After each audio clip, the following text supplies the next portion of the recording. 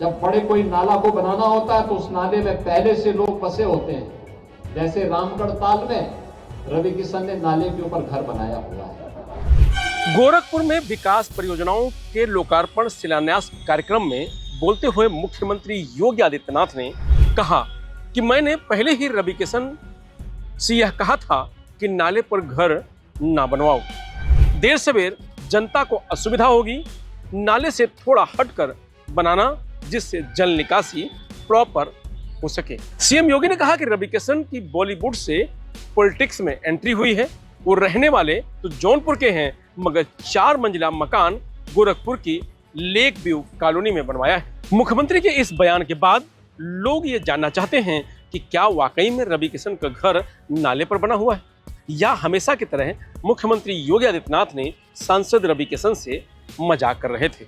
बता दें कि सांसद का घर जिस लेक व्यू कॉलोनी में बना है वह रामगढ़ ताल के किनारे स्थित नौकायान से बुद्ध म्यूजियम होते हुए देवरिया बाईपास की ओर जाने वाली सड़क से लगभग 200 मीटर दूर दाहिने ओर आरसीसी सड़क सांसद के घर तक जाती है। पॉस कॉलोनी में एंट्री करते ही चौड़ी सड़क और साफ सुथरी कॉलोनी नजर आएगी।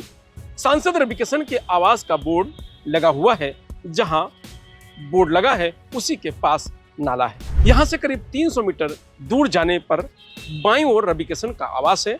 लगभग 1600 वर्ग फीट में यहां आवास 4 मंजिला है। हर मंजिल के टेरिस पर भरपूर हरियाली है।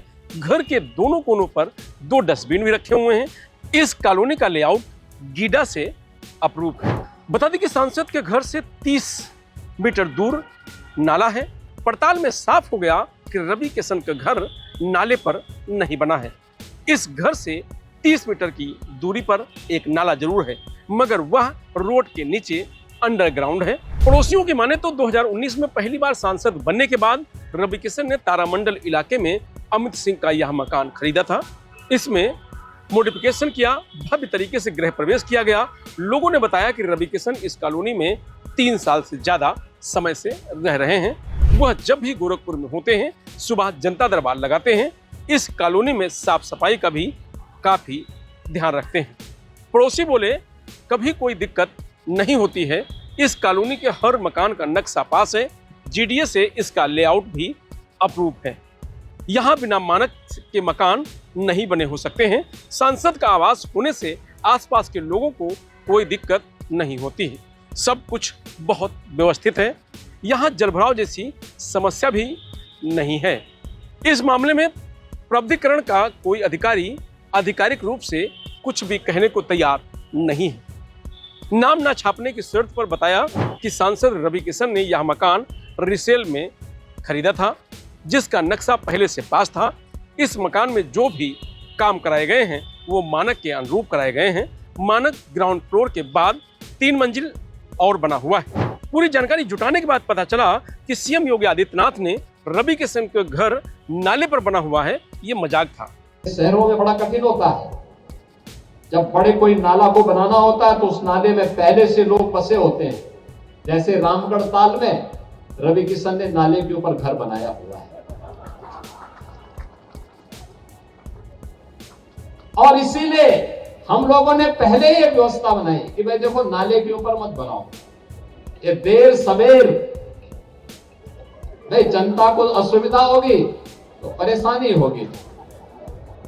तो इसीलिए हमने उनको कहा कि भाई देखो नाले से थोड़ा हट करके बनाना, जिससे जल निकासी प्रॉपर हो सके। और अभी मैं उनको दिखा के आया हूं, अभी मैं दिखा के आया हूं अंदर से कि अर्बन फ्लड मैनेजमेंट सेंटर कैसे काम करता है।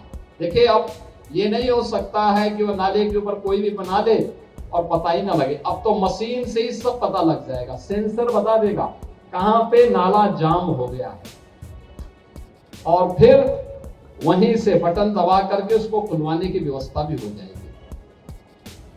और इसीलिए पूरे गोरखपुर महानगर में एक नया तकनीक भी है, परिश्रम भी है, टीम वर्क भी है, और साथ साथ प्रधानमंत्री जी का जो विजन है कि स्वच्छता के लक्ष्य को प्राप्त करते हुए एक स्वस्थ और सशक्त भारत के निर्माण के माध्यम से हमें विकसित भारत की परिकल्पना को साकार करना है। विकसित भारत। ये विकसित भारत तभी होगा जब हर एक क्षेत्र में हम विकसित होंगे। स्वच्छता में विकसित, स्वास्थ्य में विकसित, विकास के कार्यों में विकसित, आधुनिक सुविधाओं में विकसित, तकनीक में विकसित, जन सुविधाओं में विकसित।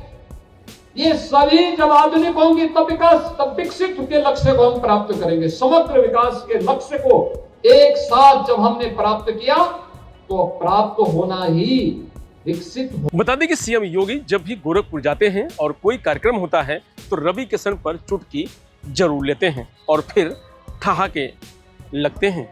ऐसा ही इस बार भी हुआ। फिलहाल इस खबर में इतना ही। आप देखते रहिए लोकमत हिंदी।